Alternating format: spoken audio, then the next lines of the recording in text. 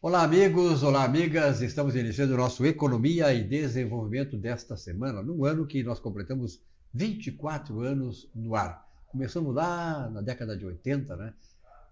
Com a TV Guaíba, programa Panorama, depois fomos para a TV Bandeirantes, voltamos para a Guaíba, TVE e tal. Estamos hoje nas redes sociais, que é, naturalmente, hoje o campo que é o mais desenvolvido e mais atuante do ponto de vista da audiência de televisão, não deixa de ser uma televisão. Então hoje estamos aqui nas redes sociais e um programa cada vez mais visto com uma democratização, praticamente, que as redes sociais estabelecem no meio de comunicação do Brasil. Eu fico muito feliz quando eu tenho a oportunidade neste programa, trazer pessoas que, com o seu trabalho, a sua criatividade, o seu esforço, o seu sacrifício e a sua visão, colaboram com o desenvolvimento do nosso Estado. Eu sou gaúcho lá de Uruguaiana, quando vim para Porto Alegre com 16 anos, eu digo assim, puxa vida, uma cidade grande, Porto Alegre era grande naquela época, né? Tinha 600 mil habitantes, hoje tem quase 2 milhões, mas na verdade a gente vem com um sonho. É tão bom a gente ter um sonho, né? Então eu estou aqui diante de uma pessoa, de um empresário, de um ser humano extraordinário, querido, o enólogo Adolfo Lona. Lona, muito prazer em tê-lo aqui no programa, né? Fazia horas que eu estava tentando, o Cristiano é nosso amigo, vamos levar o Lona lá, porque o Lona trabalha, ele é um cara que é criativo, um cara que tem uma visão empresarial, e ele trabalha num segmento hoje que é fundamental, não só para a economia, mas para a saúde de todos nós. E eu sempre digo, o vinho é o milagre, o vinho é a bebida alcoólica que é o verdadeiro remédio. Ronald, então, muito obrigado pela tua presença aqui. Tu que é um enólogo, um empresário dessa área da vitivinicultura do Rio Grande do Sul. Eu te pergunto o seguinte, como é que começou essa tua paixão pelo vinho, pelos espumantes? Então, a paixão foi uma herança familiar. Por quê? Porque nós somos 7 irmãos, 4 homens e 3 mulheres. Dos 4 homens, um agrônomo e 3 enólogos. E eu sou o último, o menorzinho. Então, o bebê da casa. A mim não me perguntaram se eu queria estudar enologia. Vai estudar enologia porque parece ser a vocação da família. Então, foi algo natural para mim estudar enologia. Eu nasci em Buenos Aires, aos 10 anos fui para Mendoza, aí me criei e me formei. Então, para mim, enologia em Mendoza é uma profissão, uma atividade muito natural. Ou seja, quem não está envolvido em uva ou em vinho em Mendoza é porque é raro. Então, para mim, foi absolutamente natural. No teu caso, assim, é aquela história, né, de quando se estabelece assim, como é que as pessoas fazem a sua vida, quer dizer, quais são as influências. No caso, o meio ambiente te levou para o vinho. O meio ambiente e o ambiente familiar, ou seja, em casa se falava de vinho, se bebia muito vinho, se vivia ao redor disso. Imagina 2 enólogos antes que eu, o enólogo, meu irmão maior, um enólogo já renomado em Mendoza. Então eu tive somente motivos favoráveis para aceitar essa profissão. E como é que tu começaste aqui no Rio Grande do Sul? Tu é lá de Bento Gonçalves, tu é natural de Buenos Aires, foi para Mendoza, né? Quer dizer, Mendoza é um polo industrial hoje fundamental na Argentina há muito tempo. Mendoza é uma das grandes cidades da América do Sul. E como é que foi a transposição para o Rio Grande do Sul? Como é que começou aqui no Rio Grande do Sul? Não começou aqui, começou lá. Começou lá. Por quê? Porque em Mendoza apareceu um anúncio de jornal, procurando, no único jornal de Mendoza, nessa época, em 72, eu estou falando, 1972, apareceu um grande anúncio, a empresa internacional procura enólogo, e eu estava namorando a minha mulher, e me disse, olha, vamos, o que tu achas de ir para o Brasil? Eu digo, olha, vamos. Na primeira vez que nós fomos, numa sexta-feira, era sexta e sábado, tinha 500 enólogos, então eu disse para ela, não vai adiantar nada. Eu tinha 23 anos, não. Então fomos embora, no sábado voltamos, por insistência dela, e eu tive a sorte de ser escolhido. Então eu cheguei, na realidade, as minhas atividades sempre foram em Garibaldi, na Casa Delantier, que foi uma vinícola, um braço vitivinícola da Martini Rossi, famosa pelos vermouths, que me trouxe a Garibaldi. Primeiro morei 2 anos em Caxias, e depois fui morar em Garibaldi, e criei digamos, participei do empreendimento de uma vinícola para fazer espumantes inicialmente, que em 74 já lançamos o primeiro espumante. Depois vinhos, alguns famosos, etc. E me envolvi com essa empresa até 2004, quando eu decidi sair e eu iniciei a minha atividade sozinho com uma vinícola menorzinha, familiar, que até hoje me pertence. Tá, e como é que começou aqui no Brasil? Como é que os primeiros momentos, que na verdade nós estamos batendo papo agora antes do programa, o brasileiro não tem o hábito, essa cultura de beber vinho, que é o contrário da Argentina. A Argentina tem isso. Como é que foi esse espaço? O mercado que teria que construir o mercado, na verdade, né? Tinha que construir um mercado para te inserir dentro desse mercado. Como é que foram os primeiros passos e como é que tu vê hoje, né? Eu vejo assim que o gaúcho, principalmente, até pela questão da proximidade com a Argentina, essas relações comerciais que a gente tem, relações de familiares e tal, o gaúcho hoje está gostando mais de vinho do que antigamente. Ele está num processo evolutivo nisso. Como é que tu vê isso? Bom, na realidade eu cheguei numa época onde as importações eram quase proibitivas. Eram muito burocráticas e tinha taxas de importação muito altas. Então o vinho nacional tinha campo aberto. E eu cheguei numa empresa, Martini Rossi, que vendia vermute. Então imagina, vermute é um produto e tinha uma redistribuição fantástica. Ou seja, você encontrava uma garrafa de vermute Martini no Cadoro, no principal hotel de São Paulo ou no menor boteco do interior de qualquer... Então ela tinha uma redistribuição absolutamente formada. Ela lança o Chateau Duvalier, que foi o primeiro vinho que muito volume, muita fama, tinha até comercial na Globo. Então ela já tinha a rede de distribuição feita. O que ela precisava era criar novos produtos. E ela acreditava muito no espumante. Por quê? Porque eu concordo plenamente com aquele critério do presidente naquela época, Dom Francesco Reti, que ele dizia: o brasileiro vai terminar mais cedo ou mais tarde bebendo espumante. Por quê? Porque temos um litoral maravilhoso, temos uma gastronomia muito apropriada para isso, e porque o brasileiro é alegre. E não tem nenhuma bebida que se identifique tanto com alegria do que com espumante. Isso foi muito certo, porque o espumante é um dos segmentos da vitivinicultura que mais cresce no Brasil. O consumo no Brasil é irrisório. Eu digo sendo um pouco dramático, que o brasileiro não bebe vinho. Na realidade, bebe, se você considera a população total, 1,8 litros por ano. Se você considera somente os maiores de 18 anos, 2,4. Desse 2,4, 1,2 litro é vinho comum. Aquele vinho de mesa comum. Vinho de mesa. Uma taça de espumante por ano e uma garrafa de vinho fino por ano. Isso que se consome nesse país. Então, tendo 200 milhões de habitantes, o problema qual é? Que o consumo de vinho está restrito a 30 milhões. São essas pessoas. Então, eu defendo a necessidade de abrir o mercado. Não adianta querer que as pessoas, esses 30 milhões bebam mais, já bebem bem. Porque nós precisamos trazer novos adeptos, a juventude trazer. Então, isso o setor não está, digamos, não está conduzindo com inteligência, por isso que o Brasil não consome, continua igual. 50 anos quando cheguei aqui se consumia 1,8. Ainda estamos no mesmo consumo, ou seja, não conseguimos expandir isso. Então, o brasileiro gaúcho consome o que mais consome, depois paulista, mas para cima do Rio de Janeiro, praticamente o vinho é um eterno desconhecido. Claro que espumante, por exemplo, há um problema muito sério, que é a participação nesse mercado, falo de vinho fino e espumante, da empresa, das vinícolas nacionais com as importadas. O vinho importado fino representa 90% das vendas. Ou seja, de 10 garrafas de vinho fino que se vendem neste país, 9 são importadas e uma é nacional. O contrário acontece com o espumante. Ou seja, o espumante impulsionado pela mulher, que é aquela que gosta do espumante.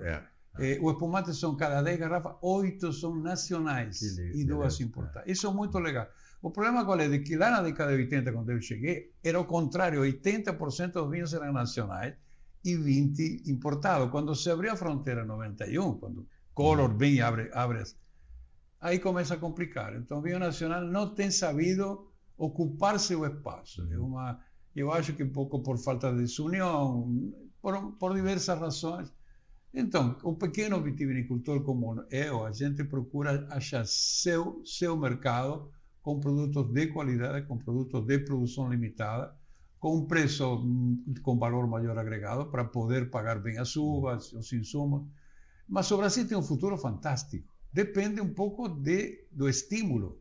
Se ao jovem eu não digo o benefício do vinho e eu não dou vinho numa embalagem que ele goste, lata, por exemplo, seria interessante para o jovem, mas a lata foi um fracasso.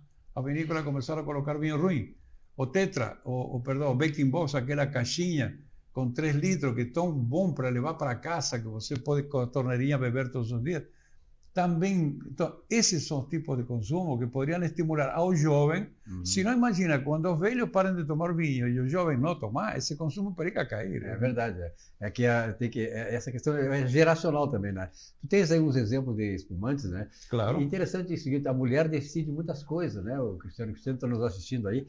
A mulher decide muitas coisas. Então, eu não sabia que a mulher tinha decidido também e definido muito do futuro do espumante, né? A mulher, entre homem e mulher, qual é a percentagem? As mulheres consomem, eu acho, 90% de espumante, ou não? E por quê? Porque o vinho tinto, lembra que o brasileiro, ao não ter o hábito herdado familiarmente, ele usa um pouco o vinho, uma boa parte desse consumidor masculino usa como destaque social. Ou seja, você, para ser um bom executivo, precisa saber falar de vinho. É questão de status. Isso, comprar vinho importado, entende? Então, vinho nacional e de expressa. Então, essa é uma questão de preconceito no caso do vinho. No caso do espumante, é o contrário. A mulher não tem o menor... É muito raro, e é uma coisa fantástica, eu fico muito contente de ver isso. Na Argentina, eu jamais vou encontrar uma mesa, num bar, num restaurante, de 5 mulheres bebendo espumante. Jamais. A não ser que seja um grande aniversário. Aqui é normal você, em barzinhos, encontrar 4 ou 5 meninas ou mulheres bebendo espumante, sem nenhum tipo de constrangimento. Mas elas não têm nada para festejar. O produto é o festejo. Ou seja, o produto é um produto alegre, que transmite alegria, certo? Ou seja, você está reunido com a família e chega alguém com uma taça de espumante, todo mundo sorri. Por quê? Porque está associado a nossos momentos mais felizes. Nós lembramos de criança que sempre que tinha um aniversário, um casamento, alguma coisa para festejar, tinha um espumante. Então, o espumante é associado à alegria. Esse é um valor que pouca bebida tem. Deveríamos explorar mais. E a mulher entendeu. O homem ainda acha que espumante e vinho branco não é dele. Ele tem que é coisa de mulher, né? Isso, é coisa de mulher. É uma grande bobagem, mas enfim, é a situação. Mas, por outro lado, também eu vejo, assim, eu gosto muito de vinho, eu sempre digo, eu sempre conto e acredito ao doutor Jair Soares, que deve estar nos assistindo, o Jair sempre nos assiste, governador, ministro da Previdência, o grande Jair Soares, 92 anos, Jair Soares. Livre, leve, solto, dirigindo, ele, um grande abraço ao Jair Soares. Um cara que soube se cuidar, né, do ponto de vista não só da saúde, mas do ponto de vista intelectual, um camarada que hoje conversa com ele te conta histórias, ele tem uma memória extraordinária, e ele foi o responsável por eu hoje ser um camarada que há 30 e poucos anos consome vinho. E eu vejo, viu, Adolfo, que nas redes de amizade que tu tens, por exemplo, assim, a minha falecida mulher, de 2015, no ano passado eu casei, e essa parceira, a família dela não tomava vinho. E eu levei o vinho para dentro lá. Então, elas hoje adoram vinho. Né? Quando eu disse que ia fazer uma entrevista contigo, eu disse, o Lona eu vou ouvir, porque eu gosto de vinho, quero saber a história dele e tal. Então, isso são coisas, né, Lona, que vai passando.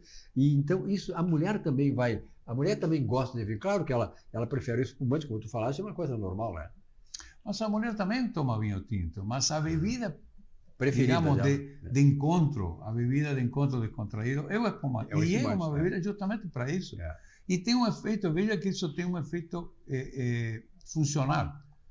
Quando você bebe uma taça de espumante, impulsionada pelo gás, o álcool sobe mais rapidamente, circula mais rapidamente no fluxo sanguíneo e chega mais rápido na cabeça. Então, o que significa? Quando a gente diz, eu estou alegre, é porque algumas miligramas de álcool que você ingeriu numa meia taça chegaram no seu cérebro e você fica descontraído. Despertar. Então, por isso que o espumante sempre foi conhecida como a bebida festiva, bebida da alegria, e ela é. E a mulher entendeu isso, então ela não tem o menor preconceito. Além disso, a oferta de espumante, temos de reconhecer, temos excelentes espumantes a partir de R$40. Você não precisa pagar uma fortuna. Você tem espumante muito caro, mas você tem a partir de 40, 50, 60 reais bons espumantes. É para todos os gostos e bolsos também, né? Exatamente, porque tem gente que acha que o vinho é muito caro. Não, o vinho não é caro. Você que precisa procurar arriscar em vinho mais barato, que nas prateleiras do supermercado você se encontra, ou no site da vinícola, e você vai encontrar surpresas, certo? Você não precisa beber um bendito Catena Zapata como todo mundo vive bebendo e falando como se fosse a oitava maravilha do mundo. É uma marca famosa que faz destacar quem a bebe. Mas tem muitíssimo vinho nacional, super confiável, muito bom, chardonnay lindo, agradável e barato.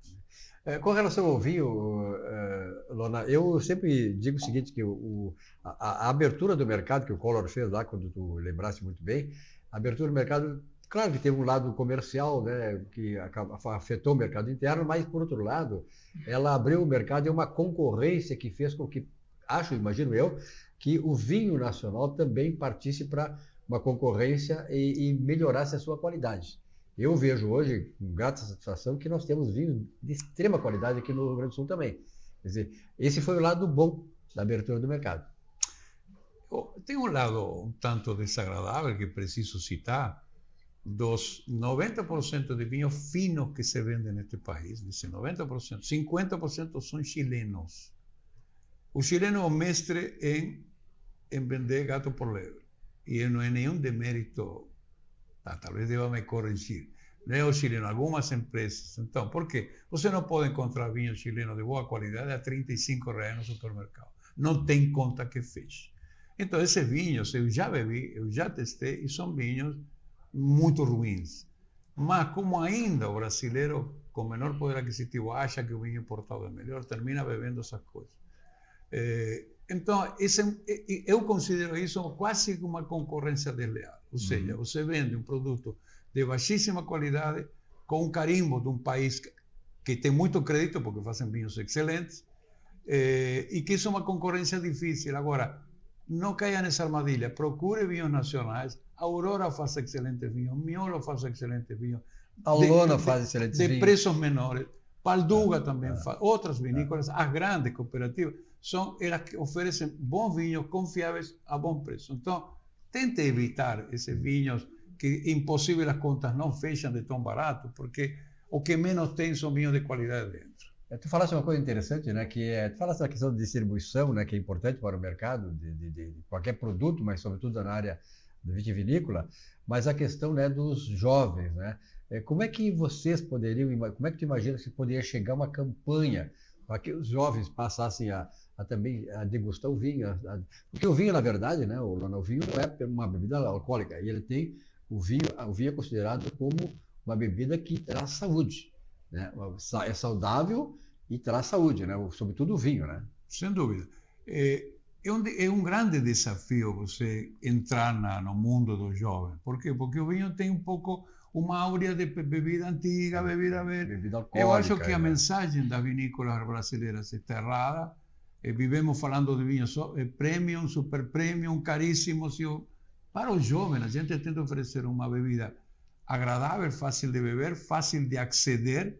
Então, para mim, que o vinho em lata seria uma grande solução, porque ele já está acostumado a beber cerveja em lata.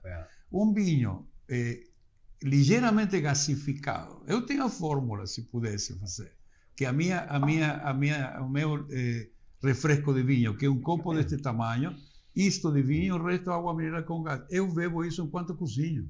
Não estou estragando o vinho, estou diluindo o álcool para eu poder beber 2 taças disso sem me beber. Uma boa fórmula, hein? Se eu pudesse colocar isso numa lata e fazer apresentações para talvez atraímos o jovem, que nós precisamos. Se nós não atraímos o jovem, nós cada vez vamos ir diminuindo o nosso consumo no lugar de grande. Agora, precisamos colocar vinhos de qualidade. Não podemos colocar os piores vinhos nas latas, porque senão vamos queimar uma mercado, forma, né, de distribuição. Acaba fazendo gol contra, né, como se diz, né, ao mercado do vinho. Né? Exatamente. E ao seu próprio negócio. Por quê? Porque as pessoas de certa idade já bebem vinho ou não bebem vinho. Você não vai mudar o hábito dessa pessoa. Agora, o jovem que está experimentando, que está querendo beber cervejas artesanais, algum outro tipo de bebida, temos de atraí-lo ao mundo do vinho. Não com sofisticação, não com mistério, não com regras, com a descontração que ele está acostumado a atuar. Bom, naturalmente o vinho, a espumante tem histórias e coisas interessantes, outros aspectos a serem mencionados e tal, relacionados e contados aqui por quem entende de vinho, que é o Adolfo Lona, mas sabe que televisão tem tempo, né? Então nós estamos encerrando a entrevista com ele, quero te agradecer muito e prometendo que eu vou falar com o Cristiano para nós convencermos o Lona a vir mais vezes no programa. O mês que vem, de novo, vem aí, tem outros aspectos para falar. Eu sei que ele trabalha muito na área de comunicação, ele é um dos camaradas que exerce essa liderança empresarial no meio da área da vitivinicultura, e é uma coisa importante, porque ele também é um cara que, em fazer isso, ele está contribuindo exatamente para expandir o mercado do vinho. Então, eu acho que todo o segmento acaba sendo beneficiado por isso. Muito obrigado, Lona, pela tua presença e até uma próxima oportunidade. Silvio, conta comigo. A vez que você me convocar, eu estarei aqui. Um grande abraço. Obrigado.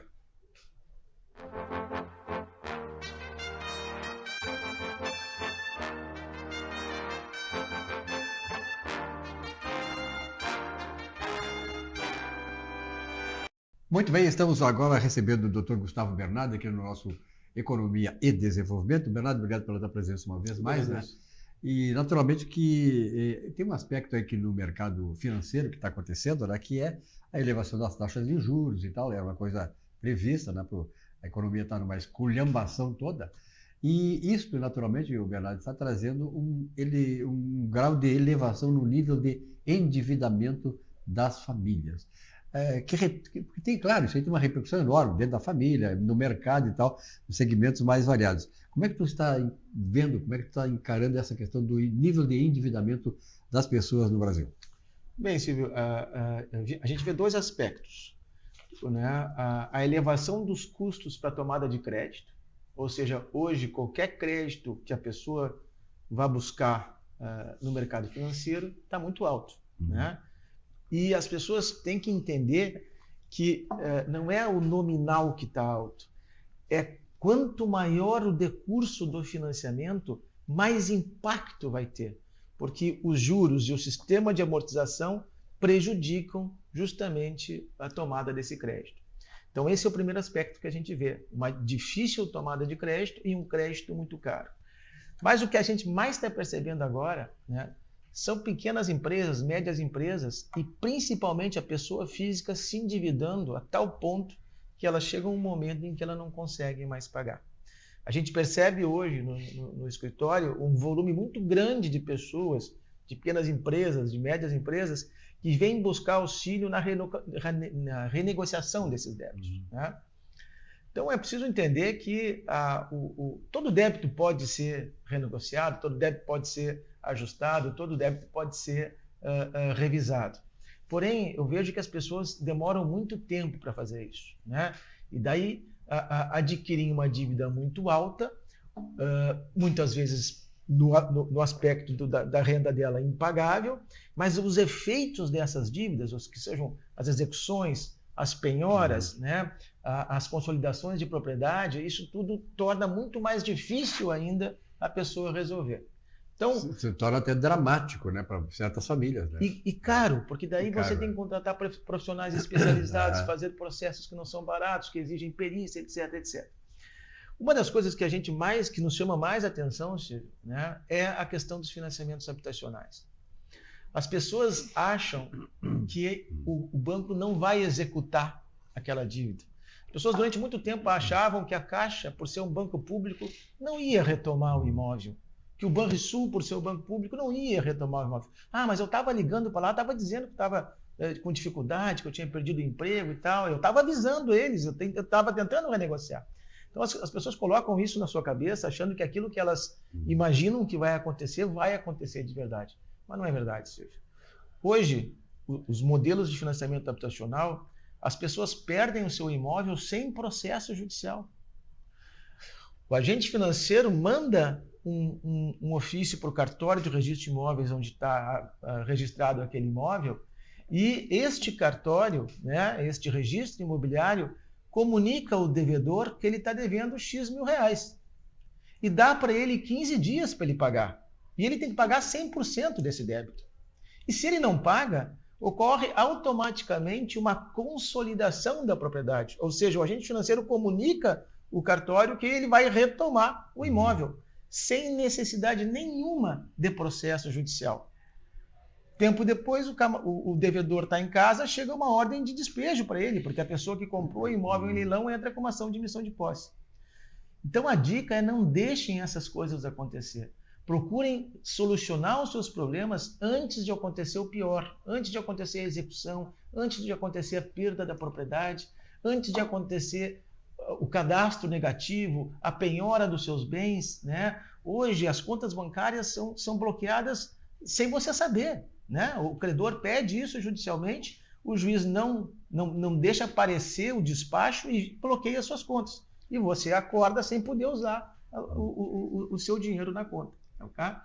Então, o que eu percebo, Silvio, é este aumento da inadimplência, que é decorrente do aumento das taxas de juros, né, provoca nas pessoas também uma demora para tomar uma solução, uma determinação para resolver o problema. Na verdade, essa questão que tu colocas aqui, o banco é público, a pessoa, não, banco público e tal, não, isso não tem nada a ver. O Estado, o setor público tem certas instituições que são públicas, que são exatamente instituições que não precisam ter retorno financeiro, porque elas têm uma assistência mais humanitária e tal, coisa, né, que não é o caso de banco. O banco, ele tem que dar, embora seja público, tem investimentos privados ali. A maior parte é público, mas aquilo ali precisa ter um retorno financeiro para, inclusive, para a instituição continuar ampliando seus investimentos em habitação e beneficiar outras famílias. E é uma questão legal, ele é uma instituição financeira, ele tem que respeitar as normas do Banco Central. Ele tem que respeitar. Né? Então, se a legislação do financiamento habitacional determina que a retomada do imóvel se dá a partir de tantos meses em atraso e se dá de uma forma extrajudicial, ele vai cumprir isso. Né? As pessoas ainda estão na época do BNH, que demorava anos para executar a dívida. Não, hoje não é mais assim. Eram outros tempos. Eram outros tempos. Na verdade, naquele tempo estávamos começando realmente um mercado, digamos assim, de grande demanda, né, do ponto de vista da habitação nacional e tal. Nós vimos grandes obras, o BNH exerceu um papel fundamental. Meu primeiro imóvel eu comprei no BNH. Né?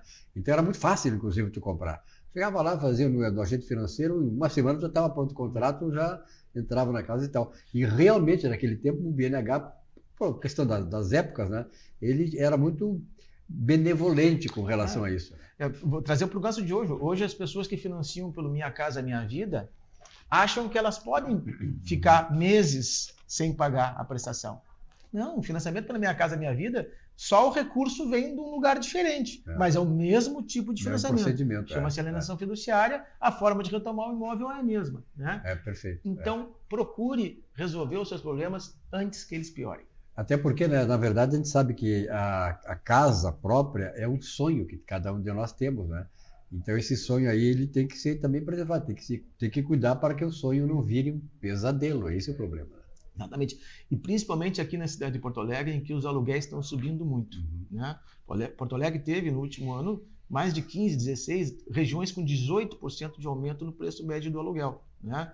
Então, é muito caro o aluguel aqui. Né? Se você perder a sua casa, você vai ter que ir para o aluguel. Talvez vai pagar a mesma coisa que uma prestação do imóvel que o senhor está comprando. Né? Então, procure resguardar o seu investimento. Bernardo, muito obrigado pela tua presença aqui. Naturalmente, esses são assuntos assim, importantes, né? Que afetam diariamente milhões de famílias. É importante trazer esses esclarecimentos e mostrar um caminho, né, para que as pessoas não sejam surpreendidas, né, e por uma desgraça que possa afetar a sua vida e a da família. Um abraço e até a próxima. Até a próxima, Silvio. Um abraço.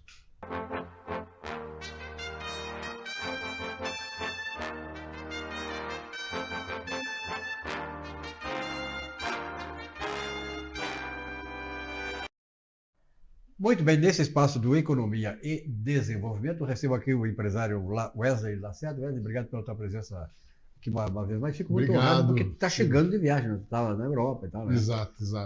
Vem cá, eu não sei se tu leste um livro chamado Paris é uma Festa. Faz muito tempo que eu li o livro. E Paris continua uma festa? Eu sei que tu estivesse lá, né? Paris continua uma festa? Pois é, Silvio, muito bacana essa tua perspectiva, porque eu de fato estive em Paris, estive numa conferência da Fundação Antônio Meneghetti na Unesco sobre educação. E Paris é um universo inteiro, né? Não tem uma única Paris, né? São muitas coisas. Mas o que chama atenção nessa minha viagem, que teve uma passagem por Paris, uma outra passagem em Malta, é que o Brasil, infelizmente, perde importância no cenário mundial. E por sua própria culpa, né? Nós estamos fazendo por merecer isso. Infelizmente, né, no momento que a gente tem grandes players com um protagonismo estupendo, haja vista aí o presidente novo dos Estados Unidos, Donald Trump, haja vista os grandes protagonistas mundiais, Xi Jinping, até o próprio Vladimir Putin. Tu escuta falar desses caras como uma defesa da sua soberania, tu escuta falar desses caras como uma vontade de fazer o seu mercado, o seu povo melhores. Uma liderança positiva. Uma liderança né? positiva. É isso aí. Podemos discutir o viés, se está correto, Ideológico, se é em base à guerra, se é em base política, se é em base à despesa do Estado. Mas tu tens uma visão de crescimento da nação. De respeitabilidade da nação, né? E a gente vê hoje, infelizmente, no Brasil, o inverso. O Brasil se apequenando, deixando de ser uma voz com força mundial e passando a ser uma voz do seu interesse local. Né? Ou seja, uma diplomacia que se apequena, uma visão que se apequena de mundo, uma capacidade de ter relação com quem realmente faz a diferença se reduzindo. Né? E isso, para mim, como brasileiro, é uma grande tristeza. Eu sempre critiquei muito isso no brasileiro, que o brasileiro fala mal do Brasil. Então, quando a gente vai para fora, eu tive vários contatos, essa vez não foi diferente, os caras, quando escutam que você é brasileiro, começam carnaval, samba, futebol, e agora nem futebol. Né? E, então, essa visão é muito triste para mim, um empreendedor brasileiro. Porque eu entendo a dureza, a dificuldade de empreender no Brasil, mas eu entendo o quanto isso é bom e o quanto isso funciona. Só que hoje a gente está vendo uma condição internacional que, vamos dizer, ela é favorável a quem é inteligente. Então, desse limão todo, a gente pode tirar uma bela limonada. Os melhores do Brasil levam o Brasil nas costas sozinho. Então, grandes players mundiais, WEG, Gerdau, esses caras levam o Brasil nas costas. Apesar da situação econômica e política, apesar da dificuldade de diplomacia, e aí isso reforça a nossa tese sempre do nosso querido programa Economia e Desenvolvimento. Wesley, uma coisa interessante é a seguinte, né? Tu tens um empresário de sucesso, um empresário que tem conhecimento, viajado e tal, né? Mente arejada e que tem o viés assim de ver um país, ver uma caminhada desenvolvimentista, ou seja, por lado bom, criar as coisas, condições melhores para a sua população, ter geração de riqueza, de renda e tal. Esse é o processo todo que fizeram os grandes países, Suíça, Suécia, Finlândia, esses grandes países que não é por nada, eles se desenvolveram, não é, Wesley? Por várias razões, mas principalmente uma coisa que nós não temos aqui, que esses países eles tiveram níveis desprezíveis até de corrupção. Aí tu pega o Brasil, o líder desse país é o maior corrupto que teve na história do país e quiçá do mundo.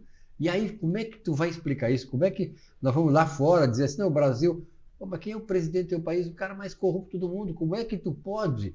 Os caras nem aceitam essa explicação. Eles acham isso duro. Como é que um país desses pode almejar crescer, se desenvolver, ser um país de primeira linha, ter prosperidade e abundância com lideranças dessa natureza? Meu querido Silvio, esse tema dá um livro de 80 mil páginas. É verdade. Inacabável. Porque a tua posição, né, ela coloca que, de fato, a política ela é um reflexo da sociedade.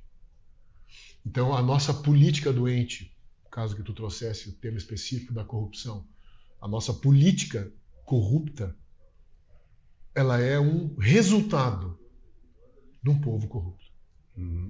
Antes de fazer mais polêmica do que essa frase já é, né, vamos entender o que é um povo corrupto. Não raro a gente vê nas estradas pessoas andando além do limite de velocidade. O que é isso? Se eu posso fazer alguma coisa fora da lei para ter uma vantagem pessoal, eu faço. Isso também é uma forma de corrupção. É uma forma de corrupção. Corrupção Esse mesmo motorista vai para os Estados Unidos, anda no limite. Lá ele respeita. Lá ele respeita. É. Tá? Eu posso dar exemplos de tudo. Do cara que erra o troco, fica com o troco que não é seu. Do cara que quer pegar uma vantagenzinha pequena furando a fila no supermercado. Ou seja, dentro do Brasil, nós temos uma mentalidade da vantagem individual. Então, quanto maior o poder do indivíduo, maior o peso, o estrago dessa vantagem individual que ele traz. Então, essa é uma questão endêmica no Brasil. Tem uma saída. Ela não é simples e ela não é rápida, mas ela tem uma saída. E aqui eu vou trazer todo o meu viés conservador. A matriz da nossa sociedade é a família. Esse valor nasce dentro da família. Eu estou acostumado a ver, Silvio, dentro da minha vinícola, recebo casais, famílias, com as crianças. Sim. Né? E eu vejo com muita clareza a diferença da formação dos filhos. Filhos que tiveram uma formação, vamos dizer, conservadora, onde as crianças são educadas, são respeitosas, fazem as suas brincadeiras, fazem as suas bagunças, mas elas fazem de uma forma sadia, não predatória nem destrutiva. E ao contrário, eu vejo no mesmo ambiente, na mesma situação, convivendo crianças que são verdadeiras, são verdadeiros exemplos de um adulto problemático. Tu vê na criança que quando adulto vai ter uma série de problemas. Então, nós estamos ainda, na minha visão, a 2 gerações de ter alguma mudança significativa. Pelo menos 2 gerações. Então, o que a gente faz para inverter o Brasil? Vamos educar os pais. É o pai que tem que começar educando o seu filho, para que quando ele for pai, o filho dele seja a segunda educação que ele recebeu. Então nós estamos a 2 gerações de poder ter um governo com uma outra linha. O Brasil tem 500 e poucos anos.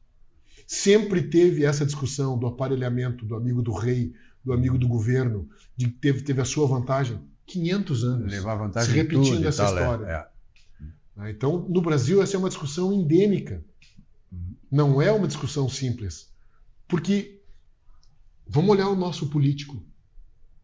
O político saiu de uma família brasileira, de uma escola brasileira, de uma religião brasileira, de uma educação brasileira.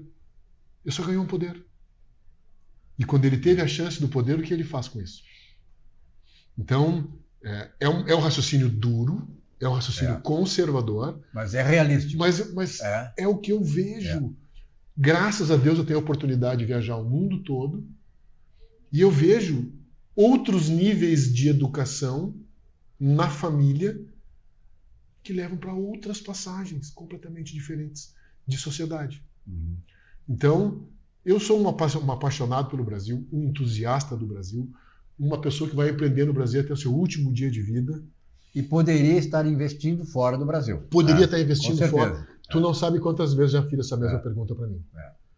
Quando deu o governo Lula, estava por dar o governo Lula no final do governo Bolsonaro, os meus assessores financeiros chegaram, Wesley, é hora de nós sair do Brasil. Aqui vai virar um inferno. Vamos empreender fora. Eu falei, por que não? E eu falei, cara, ainda não. Eu acredito no Brasil. O Brasil é onde eu construí tudo que eu sou. E eu vou empreender no Brasil, vou investir no Brasil, dentro da legislação brasileira, e eu vou demonstrar, com o meu exemplo, que a gente pode fazer um Brasil diferente. Mas é um papel de formiguinha, 1 a 1. Só que eu sou apaixonado pelo Brasil. Eu não largo isso aqui de jeito nenhum. Isso é importante ouvir do Wesley, isso aí, porque é um empresário de sucesso, tem essa importância, né, aqui no Rio Grande do Sul e no Brasil, e saber que existem dezenas, quem sabe centenas de de Wesley por aí, espalhados por aí, que ainda acreditam no Brasil. Eu acho que, particularmente, a gente tem que acreditar, né, Wesley? Porque tudo é passageiro, só que nós não podemos perder mais tempo. Na próxima eleição, nas próximas decisões políticas, em que a gente vai escolher nossos líderes, nós temos que aprender a escolher líderes que vão nos agregar alguma coisa, trazer alguma coisa, acrescentar valor ao país.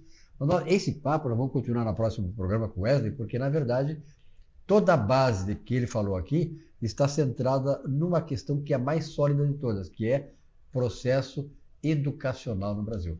Que não é só na escola, mas também dentro da família. Perfeito, meu querido. Na próxima Perfeito. vamos falar sobre isso. Vamos falar sobre isso. Grande abraço e Grande até. abraço. Valeu. Abraço, Wesley.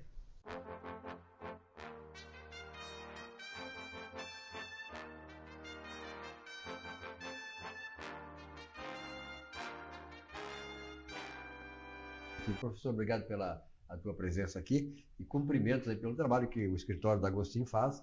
E eu que tenho muitas relações na sociedade, assim, olha, eu vejo que muita gente não só conhece, mas respeita e admira o trabalho da Salésio. Obrigado pela presença e parabéns. Pelo menos esse é nosso objetivo, né? Importante, né? Sempre. E quanto tempo já, o Salésio? Né? 50 anos. 55 Dia 2 décadas. de julho de 1974 foi criado o escritório. Inicialmente era da Agostinho Organizações Contábeis. Agora é da Agostinho Contadores Associados.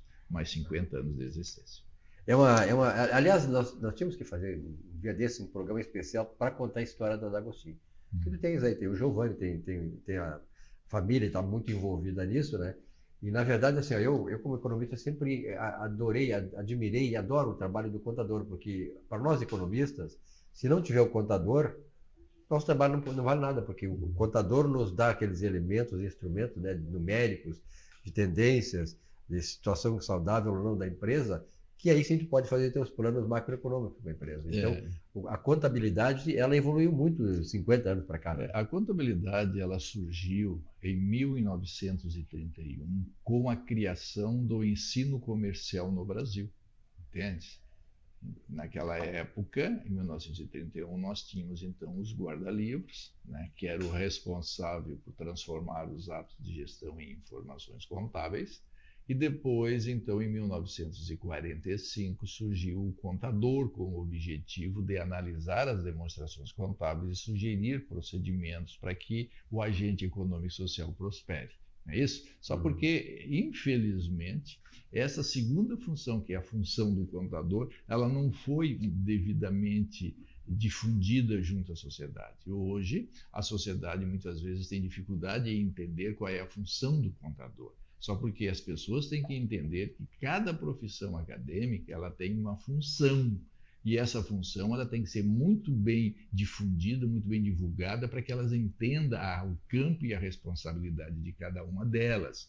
Se vocês sabem que os advogados se preocupam com as leis para proteger os seus clientes, os médicos, porque ela estuda, ela examina o corpo humano para defender o seu cliente contra os problemas de saúde. E o contador, o que é que acontece? Ele examina o patrimônio para verificar o que é que tem que ser feito para que o agente econômico e social prospere. Então, toda vez que o assunto envolve patrimônio monetário, a sociedade, a pessoa, né, precisa buscar o conhecimento de um contador. Infelizmente, isso não foi difundido na sociedade e a sociedade tem dificuldade, muitas vezes, de saber para que serve o contador. Eles confundiram o contador como aquele agente de registro e de elaboração das demonstrações e apuração de tributos e a emissão de guias. Ou seja, aquela função que antes era exercida pelos guarda-livros, né, lá em 1931, que depois, em 1958, o guarda-livro mudou de nome e passou a ser técnico-contabilidade, quer dizer, as pessoas ainda têm essa ideia de que o contador serve para emitir guia de tributos, que isso é inverdade, isso é algo que não é verdadeiro, só porque os nossos agentes, né, que têm por função, né, difundir a verdade, fazer com que as verdades sejam devidamente prosperada, não fazem, e aí a sociedade acaba tendo dificuldade e o contador acaba questionando o seu valor, questionando a sua valorização, só porque o contador tem que entender que a sociedade só valoriza o profissional quando ele resolve o seu problema. Você valoriza o dentista se ele curar a sua dor de dente. A sociedade valoriza o médico se curar a doença. E assim também só vai valorizar o contador se ele resolver o problema que ele tem, que é em respeito ao seu patrimônio. Não, exigir que faça algo que é por obrigação, esquece, não vai haver valorização. E é por isso que é necessário essa difusão para que o contador cuide do patrimônio, para que os agentes econômicos e sociais se desenvolvam com saúde, que prospere, que gere emprego e renda. Perfeito. Aliás, eu acho o seguinte, só para concluir esse assunto que é importante, né? Na verdade, esta é uma tarefa que se deveria propugnar para as entidades ligadas à contabilidade. Conselho Federal de Contabilidade, Conselhos Regionais, Associação de Classes, sindicatos e tal. Aqui no Rio Grande do Sul, concluindo, aqui no Rio Grande do Sul, o único cara que eu vejo defender a classe dos contadores, a contabilidade como ela deve ser defendida, é tu e o teu escritório. Que eu não vejo ninguém mais falar sobre isso. Entendeu? Então, isso é que deveria motivar o pessoal, os colegas, a fazer com que esta mensagem chegasse à sociedade. Porque a sociedade realmente ela não entende. Eu entendo porque eu tenho conversado com vocês e tal, e entendi muito bem como é que funciona, o que é contabilidade e a importância do contador. Mas olha que tem um assunto aqui, Salésio. Nós tivemos esse escândalo do INSS aí, e na verdade é o seguinte, ó, dizem que a ausência de educação financeira facilita o endividamento das pessoas. Vamos começar por aí. Tivemos esse problema do INSS, que agora que vai chegar a 90 bilhões, é a roubalheira desse país aqui, não tem fim, não tem limite. E aí eu te pergunto o seguinte, será que não é porque não existe, em tese existe, mas não há efetivamente a fiscalização de todo esse processo, no caso, por parte da Receita Federal? Por exemplo, assim, ó, se o contador cuida do patrimônio dos agentes econômicos e sociais, por que isso acontece? O que o senhor tem a dizer a respeito disso? Pois então, olha só. Uma entidade, uma pessoa jurídica, para ela ser imune ou para ser isenta do imposto de renda e da contribuição social, e por consequência também da COFINS, tá? Então, os agentes imunes ou isentos do imposto de renda, eles têm que cumprir com uma série de obrigações, tá? E dentre essas obrigações, imunes são aquelas empresas. Então, nós temos aí os sindicatos, que a pergunta está pedindo, as ONGs, enfim, todas as associações, todas essas entidades que não têm por finalidade gerar resultado veludo, tá bem? Então, a lei estabelece que para que uma empresa, para que uma entidade seja isenta do imposto ou imune do imposto, tá? Ela tem que cumprir com algumas obrigações. Dentre essas obrigações, manter a escrituração completa das receitas e despesas em livros revestidos das formalidades que assegure a respectiva exatidão. Ou seja, que tenha que ter contabilidade regular. Quando eu digo assim que tenha que ter contabilidade, que ela tem que apurar o seu patrimônio de forma regular. Então tá, para que eu seja imune, essa é uma das obrigações. Tá? Para que eu seja isento, essa é uma das obrigações. Eu tenho que ter a escrituração regular de todos os atos de gestão e apurar o patrimônio. E diz mais, apresentar anualmente, declaração de rendimentos em formalidades, em conformidade com o disposto dos atos da Secretaria da Receita Federal. Então verifica só. Os sindicatos, as ONGs, toda e qualquer entidade que arrecada recursos públicos, ela tem que ter a escrituração regular para apurar o seu patrimônio e tem que prestar conta à Receita Federal. Olha, a Receita Federal não sabe quanto cada ONG recebe dos órgãos públicos, dos órgãos particulares, os sindicatos.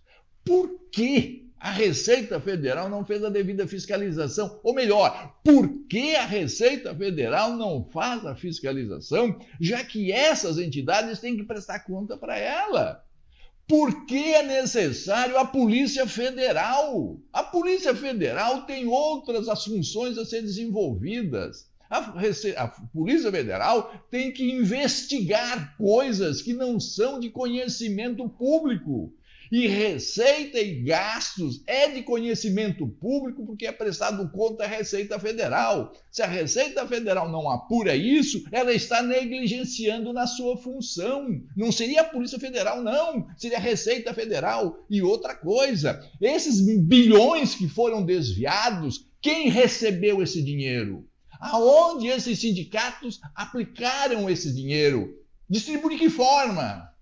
Essas ONGs, quando recebem esses milhões, né, de incentivos, aonde foi aplicado? Quem recebeu? Isso aí são informações que constam no registro patrimoniais dessas entidades que ela é obrigada a fazer. E se ela não faz, os seus dirigentes são responsáveis por isso e tem que buscar essas responsabilidades. Agora, não se admite que a Receita Federal se omite, não fala a respeito e acha que isso aí é coisa da Polícia Federal de fazer investigação. Não tem que investigar coisíssima nenhuma. A Receita Federal tem que fazer a devida fiscalização daquilo que a lei determina que é obrigado a fazer. E a Receita Federal está negligenciando nessa função. É por isso que eu digo, enquanto não existir uma função, uma questão política, uma ideia, uma objetivo, uma vontade política, as coisas não vão acontecer. O Brasil tem tudo para dar certo. Agora precisamos mudar. E começamos a mudar pela forma como